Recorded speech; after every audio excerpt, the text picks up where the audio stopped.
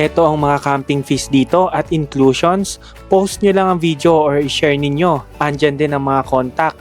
Ito naman ang Facebook page nila at pwede nyo din silang i-chat. Ito naman ang mga katabing resort ng campsite. Ito yung pinuntahan natin kanina na tindahan na pwede daw mag-walk-in. Tapos ito naman yung Veronica Riverside Resort na nakita naman natin nung bago tayo makadating ng campsite.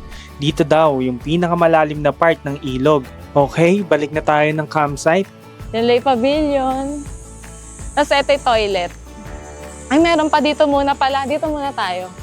Meron din pala silang washing area dito. Oh. Kaya malakas na may tubig. Bali, 2 gripo dito. Sa likod, baka may tinatago pa sila.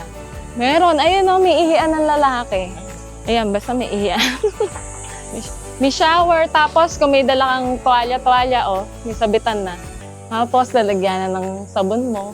Ayan, oh. Malakas. So, ito yung CR nila. Bawal ipasok yung tsinelas natin dito. Ayan. Ayan, may ilaw naman. May ilaw dito. May shower. Tok, tok, tok. May ilaw din. Tapos may basurahan. May sabitan. May ekstrang tabo. May lalagyan ng sabon. May timba. Ayan. Meron naman. Tapos may shower din. Oh. Tapos may gripo din dito. Tapos may saksakan. Biguan din to. Same lang. Tok, tok, tok.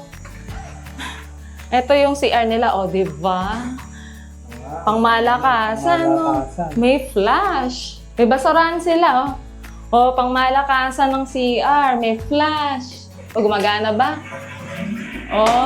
O, malinis. Tapos, may bidet. O, diba may bidet dito sa campsite? Pwede ka rin maligo. Yan. O, malakas. Kaya, wala nang dahilan para di makaligo pag nag-camp. Dito. Ayan, may tabo, kompleto, may lalagyanan, tapos may sabitan din. Dito din may sabitan. Mga dala-dala mo, di ba? Ano masasabi natin? Goods na goods yung amenities nila, di ba? Above, expectation.